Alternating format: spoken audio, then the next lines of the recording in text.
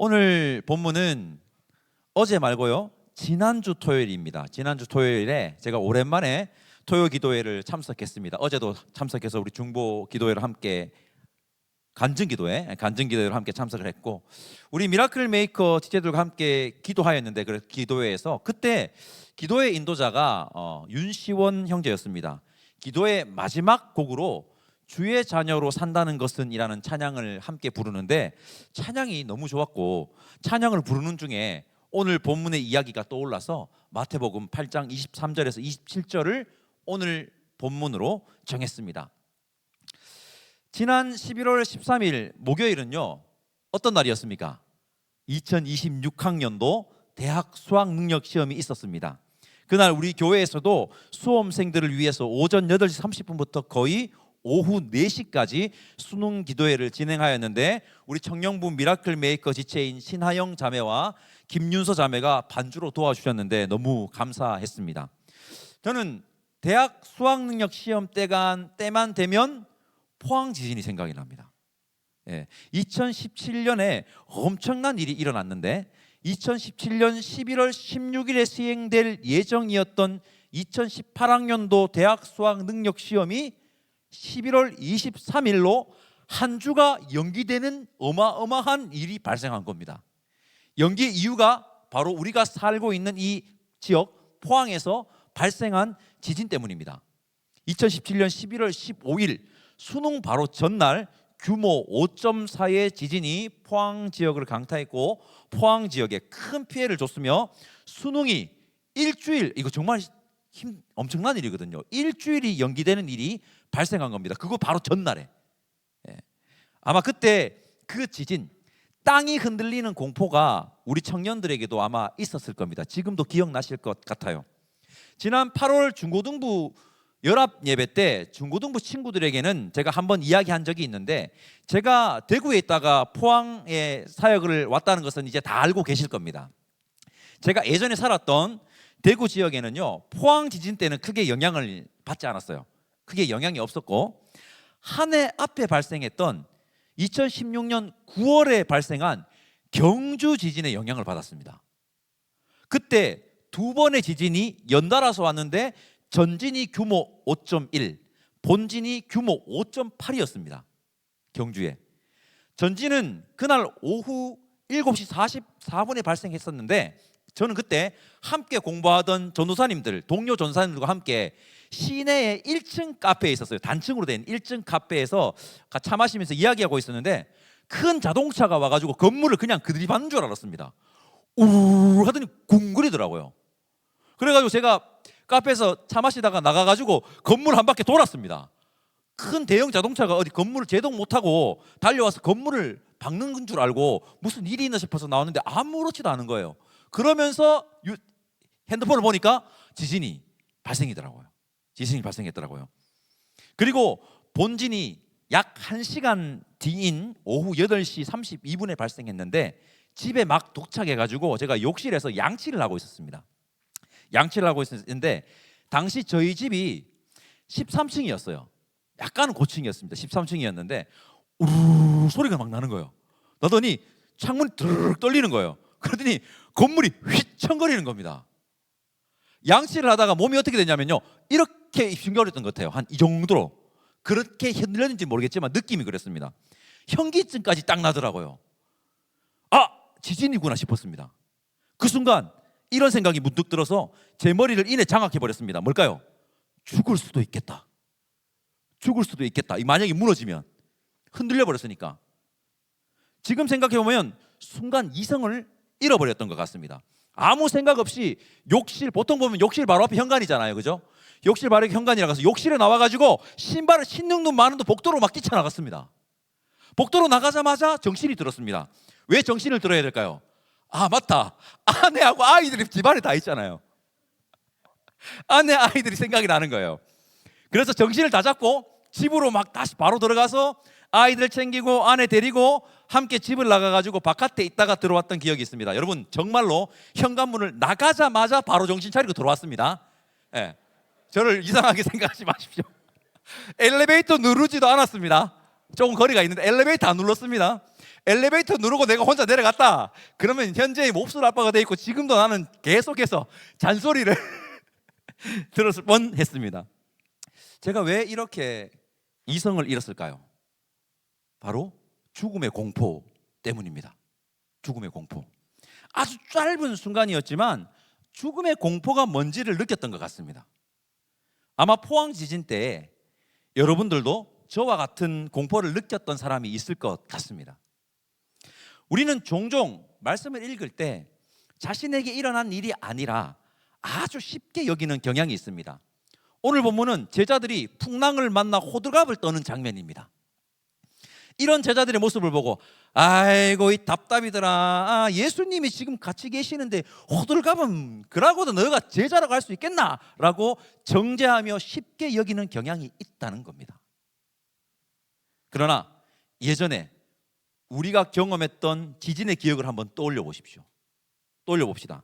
그때의 기억을 떠올려 보신다면 오늘의 말씀이 좀 더 입체적으로 다가올 것이고 제자들이 처한 상황을 쉽게 여기지 못할 것입니다. 네. 오늘 본문인 마태복음에 나오는 바람과 바다를 잠잠케 하시는 예수님의 기적은 마가복음에도 나오고요, 누가복음에도 나오는 사건입니다. 저는 오늘 함께 나누는 이 말씀을 통하여서 우리의 믿음을 점검해 보는 귀한 시간 되시기를 간절히 소망합니다. 오늘 이 이야기, 곧 예수님께서 바람과 바다를 꾸짖으시고 잔잔하게 하시는 이 초자연적인 사건은 마태복음에 따르면 예수님이 제자를 불러 모으는 가운데 일어난 사건입니다. 예수님이 그 유명한 산상수훈의 가르침, 제자들과 무리들에게 가르쳤어요. 산상수훈, 예수님의 가르침을 가르쳤었고, 산에서 내려오는 길에요, 나병 환자하고 백부장 하인하고 그리고 베드로의 장모 열병을 고치는 기적을 베푸셨습니다. 그뿐만 아니라 귀신 들린 사람과 병든 자들을 엄청 많이 고쳤습니다. 기적을 일으키셨다는 겁니다. 마태복음 8장 16절은 그렇게 증언하고 있습니다. 이러한 기적을 일으키니 수많은 무리들이 막 모여드는 겁니다. 와, 저기 가면 나을 수 있겠다. 저기 가면 귀신이 쫓기겠다. 그래서 막 모여드는 겁니다. 예수님은 그 모여드는 무리에서 이렇게 하는 게 아니라 그것을 싹 피해서 다른 곳으로 이동하셨습니다. 오늘 본문이 바로 자신을 에워싸는 무리들을 피해서 건너편 마을로 이동하는 배 안에서 일어난 사건입니다. 예수님이 그 무리들을 피해 배에 오르시자 제자들도 막 따라 올랐습니다. 얼마 가지 않아 큰 바람이 불어 닥친 것 같습니다. 마태복음에는요, 큰 놀이라고 되어 있지만 마가복음과 누가복음에는 뭐라고 되어 있는지 아십니까? 광풍이라고 되어 있습니다. 미친 바람이라고 되어 있습니다. 마가복음 4장 35절에서 37절까지 말씀입니다. 그날 저물 때에 제자들이 이르되 우리가 저편으로 건너가자 하시니 그들이 무리를 떠나 예수를 배에 계신 그대로 모시고 가매 다른 배들도 함께 하더니 큰 광풍이 일어나며 물결이 배에 부딪혀 들어와 배에 가득하게 되었더라. 바람이 엄청났던 것 같습니다. 큰 강풍이 갑자기 들이닥쳐 물결이 거세게 일고 물이 배에 부딪혀서 제자들과 예수님이 탄 배는 이리저리 막 흔들렸을 겁니다. 설상가상으로 배 안에 물이 막 차기 시작했을 것입니다. 여러분들도 다 알고 있듯이 제자 중 베드로와 안드레는요, 직업이 뭐였습니까? 어부입니다. 어부. 갈릴리 바다의 전문가라는 겁니다. 거친 폭풍을 만나 요동치는 배 안에 누구가 탔는지 성경은 침묵하고 있어요. 근데 제자들이라고 되어 있죠. 정확하게 알 수는 없지만 어부인 베드로와 안드레가 탄 것은 확실할 겁니다. 그 전에 다 부름을 받았잖아요. 예수님과 함께 동행하고 있었거든요. 갈릴리 바다는요, 지중해에서 불어오는 이 시원한 바람과 동쪽 광야에서 불어오는 따뜻한 바람이 만나서 찬바람과 따뜻한 바람이 만나면 돌풍 부는 거 아시죠? 그렇게 해서 태풍이 형성되잖아요. 돌풍이 분다고 합니다. 어부 출신인 베드로와 안드레는요, 이 사실을 알고 있었을 것이고 웬만한 폭풍은 헤쳐나가는 방법을 알았을 겁니다. 그리고 중요한 것, 기상 변화를 정확하게 예측하는 사람이 누굽니까? 지금도 어부일 겁니다. 바다의 기상 예측을 정확하게 할 수 있는 사람들은 어부일 겁니다. 아마 예측했을 겁니다. 괜찮다고, 지금 가도 괜찮다고. 이러한 바다의 전문가인 베드로와 안드레까지 놀랄 정도의 강풍이라면 이것은 전혀 예측하지도 못한 정말 굉장한 바람이었다는 것입니다.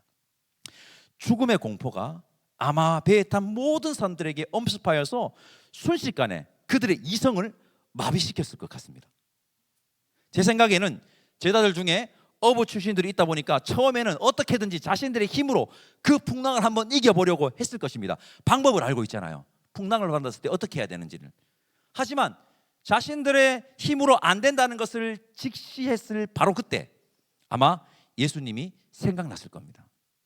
범상치 않은 가르침을 주신 그 예수님, 나병 환자와 중풍병자, 열병으로 고생하는 환자를 그냥 말씀으로 고치시는 예수님, 귀신 들린 자와 병든 자들을 그냥 고치신 예수님이 우리가 탄 배에 같이 있다는 것을 알았을 겁니다. 그들은 기적을 행하시는 예수님을 찾았습니다. 여기서 충격. 여러분, 예수님께서 어떻게 하고 계셨는지 알고 계시죠? 마가복음 4장 38절에 예수님의 모습이 더 자세하게 묘사되어 있는데요, 제가 한번 읽어볼게요. 마가복음 4장 38절입니다. 예수께서는 고물에서 베개를 베고 주무시더니 제자들이 깨우며 이르되 선생님이여 우리가 죽게 된 것을 돌보지 아니하시나이까 하니 라고 되어 있습니다. 예수님이 고물에 베개를 턱 베고 주무시는 겁니다. 배고물은 어디입니까? 배의 가장 뒤쪽입니다. 선미입니다. 상상이 되십니까? 생사가 왔다 갔다 할 정도의 이 긴박한 상황에서 예수님께서는요, 고물에 베개를 턱 베고 그냥 주무시고 계시는 겁니다. 제가 그 장면을 한번 상상해 봤는데요, 예수님께서는 아마 코까지 막 골면서 그 배고물에 누워가지고 주무시고 계셨을 것 같습니다. 미라클 메이커 여러분, 여러분들이 그 배 속에 있다고 한번 상상해 보십시오. 주무시고 계시는 예수님을 보고 어떠한 마음이 들었겠습니까? 어디까지나 상상입니다. 제자들은 예수님을 깨웁니다. 그리고 살짝 화가 나서 말했을 것 같습니다. 예수님, 지금 우리가 죽기 일보 직전인 게 안 보입니까? 지금 잠이 오십니까? 빨리 우리를 구원해 주십시오. 우리가 곧 죽게 되었습니다. 좀 살려주세요. 예수님은 주무시다가 일어나서 호들갑 떠는 제자들에게 이렇게 말씀하십니다. 어찌하여 무서워하느냐? 믿음이 작은 자들아, 내가 누군지 아직도 모르겠어? 이렇게 얘기하는 겁니다. 그리고 일어나서는 바람과 바다를 꾸짖으셨고 정말 이상하리만큼 곧 배를 집어삼킬 것 같이 거칠게 몰아치던 광풍은 휙 잠잠해졌습니다. 그리고 그 배 안에 있던 사람들은 놀랍니다. 예수, 도대체 이분이 누구시기에 바람과 바다도 순종하는가 하고 놀라는 겁니다. 그들은 여러분 아직 예수님이 정확하게 누구신지 모르는 겁니다. 그들 아직까지 예수를 잘 모르고 있다라고 지금 성경이 얘기하고 있는 겁니다. 제자들이. 여러분, 오늘은요 아주 좀 단순하게 믿음에 대해서 함께 나누고 싶습니다. 제자들에게 믿음이 있었습니다. 믿음이 있었습니다. 어떤 믿음인지 아십니까? 수많은 기적을 일으키신 예수님이 현재 처한 이 죽음의 상황에서 우리를 살릴 수 있다는 믿음이 있었습니다. 그러니까 예수님을 깨워서 뭐라고 합니까? 살려달라고 얘기하잖아요. 살려달라고 애원했던 것입니다. 그러나 저는 여기까지는요, 여러분 한번 보세요. 기독교가 아닌 타 종교인들도 가질 수 있는 믿음이라고 생각합니다. 자신들이 믿는 신에게 자신들이 처한 그 위기가 됐을 때 그 상황을 망하고 어려운 상황에서 잘 되게 해달라고, 구해달라고, 살려달라고 하지 않습니까? 똑같습니다. 하지만 예수님을 따르기를 원했던 제자들에게 예수님 자신이 원하셨던 그 믿음이 있었습니다. 그 믿음이 무엇이었을까요? 오늘 말씀은 단순히 초자연적인 기적을 일으키신 예수님 참 대단하네 하고 넘어가서는 절대 안 되는 말씀입니다. 오늘 이 말씀 속에는 이제 곧 사명을 감당해야 할 제자들을 향한 예수님의 강력한 메시지가 담긴 말씀입니다. 이제 겨우 예수님을 따랐던 제자들입니다. 그죠? 이제 겨우 예수님을 따랐던 제자들에게 예수님이 원하셨던 그 믿음은 좀 무리였을 수 있습니다. 아직까지 그는 무리였습니다.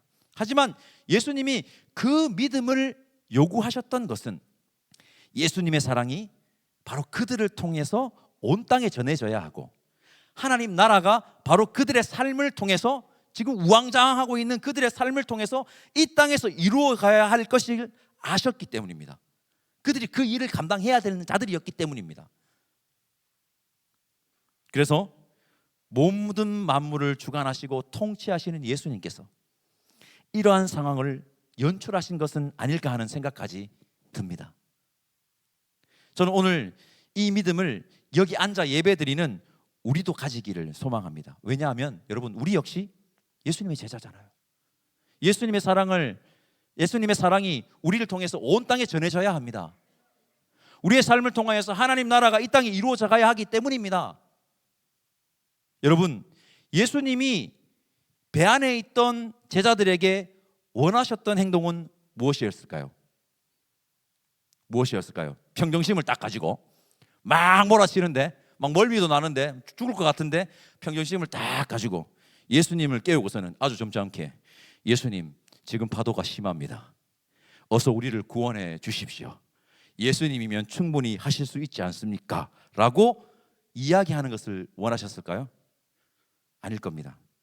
예수님이 제자들에게 원하셨던 행동은요, 예수님이 주무시고 계시는 곳 옆자리에 자리를 같이 깔고 그냥 자는 것이었습니다.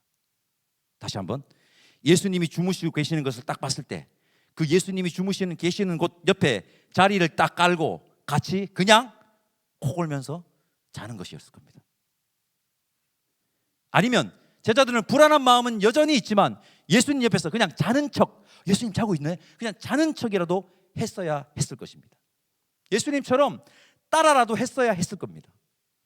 예수님이 누구신지 정확하게 알았다면, 예수님이 이 땅의 만물의 주관자이시고 만물을 다스리신다는 것을 알았다면, 그리고 하나님의 선하신 역사를 신뢰했다면, 주무시고 계시는 예수님을 보고 같이 옆에 자리 깔고 자는 믿음의 행동을 했어야 했습니다. 예수님은 제자들이 우왕좌왕하고 호들갑 떨지를 알았습니다. 알고 있었습니다. 아직 그들에게 그만한 믿음이 없다는 것을 알고 계셨기 때문입니다. 하지만 예수님은 이 사건을 탁 통해서 제자들로 하여금 자신들의 모습을 다시 한번 바라보게 하였고, 예수님이 누구신지 다시 한번 생각하게 하셨던 것입니다. 훗날에 변화될 제자들의 모습을, 제자들이 소유할 그 참된 믿음을 예수님께서는 아마 이 사건을 통해서 기대했을 겁니다.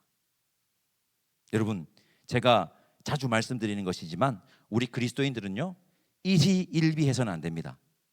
모든 상황 속에서 역사하시는 하나님의 역사를 신뢰해야 합니다. 그렇다면 상황의 변화에 따라서 죽 끓듯이 우리의 마음이 요동치지는 않습니다. 너무 쉽게 좋아하고 너무 쉽게 낙심하고 너무 쉽게 비판하는 일이 없을 겁니다. 십자가의 길을 걸으시고 부활하신 예수님을 경험하고 성령의 충만함을 받은 제자들은 달라졌습니다. 미라클 메이커 여러분, 십자가의 사건 믿으십니까? 아멘이 별로 적으시네요. 십자가의 사건 안 믿으십니까? 십자가의 사건 믿으십니까? 부활하신 예수님 믿으십니까? 그리고 성령 하나님의 역사를 신뢰하십니까? 그럼 강풍이 불어오는 요동치는 배 안에서 주무시고 계시는 예수님 옆에 자리를 깔고 누워 잘 수 있는 믿음을 가지시기를 소망합니다. 이게 진짜 믿음입니다. 아직까지 저도 그 믿음을 소유하는지는 자신 있게 얘기하실지는 모르겠습니다. 놀라운 장면이요, 여러분, 사도행전에 있습니다. 우리 함께 찾아볼까요? 찾아봅시다. 사도행전 12장 1절에서 6절, 신약 207페이지입니다. 207면 찾으십시오. 찾아서 다 같이 한번 읽어보겠습니다. 놀라운 장면입니다. 오늘 말씀과도 연결되어 있습니다. 근처에 있으니까 다 찾으셨겠죠? 한번 읽어볼까요? 자, 읽겠습니다. 그때에 헤롯 왕이 손을 들어 교회 중에서 몇 사람을 헤아려 하여 요한의 형제 야고보를 칼로 죽이니, 일단 요한의 형제 야고보가 지금 칼로 죽었습니다. 유대인들이 이 일을 기뻐하는 것을 보고 베드로도 잡으려 할세 때는 무교절 기간이라 잡음에 옥에 가두어 군인 내식인 네페에게 맡겨 지키고 6월절 후에 백성 앞에 끌어내고자 하더라. 이에 베드로는 옥에 갇혔고 교회는 그를 위하여 간절히 하나님께 기도하더라. 헤롯이 잡아내려고 하는 그 전날 밤에 베드로가 두 군인 틈에서 두 쇠사슬에 매여 누워 자는데 파수꾼들이 문 밖에서 옥을 지키더니. 아멘. 여러분, 여기서 핵심이 뭘까요? 누워 자는 데입니다. 여기서 핵심은 누워 자는 데입니다. 출렁이던 배 안에서 죽음이라는 두려움에 사로잡혀 예수님을 깨워서 예수님께 살려달라고 간구하던 그 베드로가 지금 어떻게 하고 있습니까? 이제 내일이면 헤롯의 포갑에 자신의 모습이 달아날 수 있는 그 상황 속에서도 베드로는 지금 무엇을 하고 있습니까? 여러분, 잠이 오겠습니까? 여러분이라면 잠이 오겠습니까? 근데 베드로가요, 누워서 자고 있습니다. 우리 베드로가 달라졌어요입니다. 우리 베드로가 달라졌어요. 아마 베드로는 평안하게 잠을 잤을 겁니다. 예수님이 예전에 갈릴리 바다 한가운데서 요동치는 그 배 안에서 예수님께서 푹 주무셨듯이 막 드르릉 막 코까지 골았을지도 모르겠습니다. 그 광경을 지켜보던 군인들은요, 무슨 생각을 했을까요?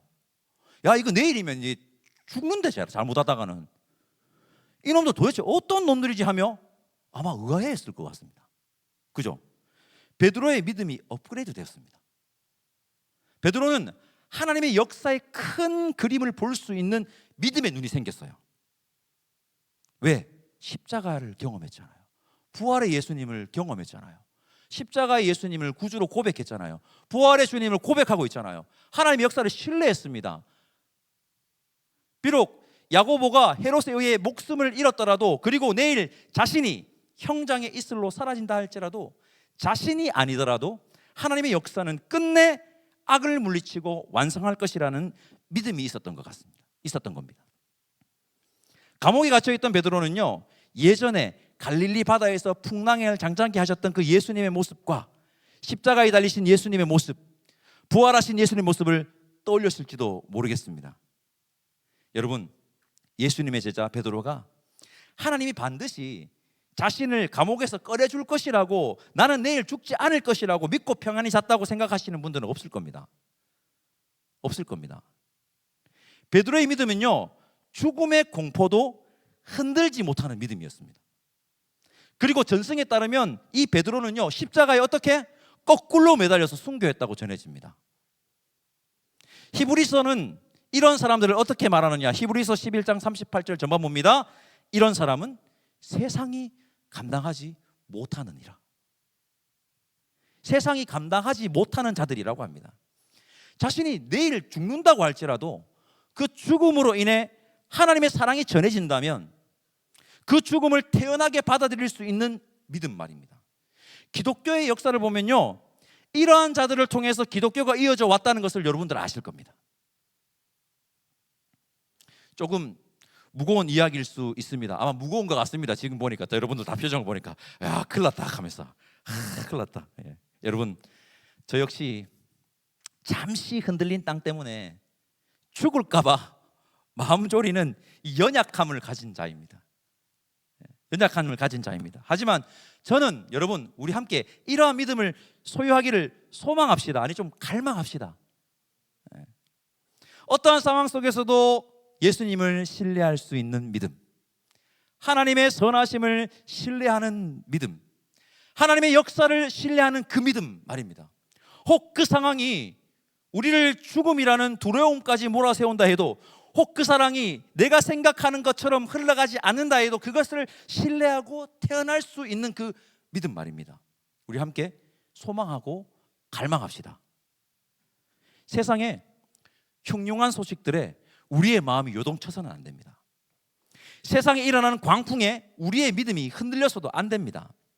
우리는 예수님의 제자라는 것을 잊어서는 안 되고, 오직 예수님 한 분을 바라볼 수 있어야 합니다. 예수님이 고물에 베개를 베고 주무신다면 막 강풍이 몰고 있어요. 지금 보니까 나는 지금 큰일 났어. 나는 죽을 것 같아. 근데 예수님 찾아가서 예수님 바라보니 거기서 주무시고 계신다면 그냥 그 자리에 깔고 같이 잘 수 있는 믿음을 가져야 하는 겁니다. 미라클 메이커 여러분, 세상에서 일어나는 광풍과 같은 상황들은 우리의 마음을 요동치게 하여서 우리와 여전히 동행하시는 예수님을 바라보지 못하게 합니다. 그게 목적입니다. 또한 우리가 예수님의 제자라는 것을 망각하게 하며 우리가 예수님을 증거해야 한다는 건 그 사명을 잊게 합니다. 거기 함몰되게 해서. 우리는 우주 만물의 주관자 되시고 역사의 주관자 되시는 하나님을 신뢰하고 그 제자로서의 삶을 살아가야 한다는 사실을 잊지 마시기를 바랍니다. 미라클 메이커 여러분, 우리의 믿음을 업그레이드 합시다. 당장에는 안 되겠죠. 당장에는 안 되겠죠. 자신의 상황과 환경에 매몰되어 그것이 나아지기만을 간구하는 그 믿음에서 하나님의 역사를 신뢰하고 하나님 나라가 이 땅에 완성된다는 것을 확실하게 믿는 그 믿음으로 업그레이드 합시다. 그러면 삶의 태도가 달라집니다. 예. 그럼 상황과 환경이 우리의 마음을 요동치게 하지 않을 것이며, 비로소 그때 우리는 창조주, 만물의 주관자, 우리의 구원자 예수님을 어떻게 됩니까? 제대로 바라볼 것이며, 그때 하나님의 놀라운 평안이, 세상이 알 수도 없고 세상이 줄 수 없는 그 평안을 받고 경험하게 될 것입니다. 이게 우리 그리스도인의, 우리 기독교의 믿음입니다. 기독교의 평안입니다. 그 평안. 그렇게 오늘도 내일도 묵묵하게 예수님의 제자로 예수님의 사랑을 온전히 전하는 자들, 하나님 나라를 이 땅에 보여주고 이루어가는 자들이 우리 미라클 메이커 모든 지체들이기를 간절히 소망합니다. 그리고 하나님을 알지 못하는 자들이 하나님을 알고 예수님의 사랑을 깨달아 예수님을 구주로 영접하는 기적이 우리 미라클 메이커 지체들의 삶의 그 여정 속에, 그렇게 삶을 살아가는 그 삶의 여정 속에 우리 미라클 메이커 공동체에 일어나기를 또한 간절히 소망합니다. 우리 지금 이 시간 함께 주의 자녀로 산다는 것은 찬양 부르면서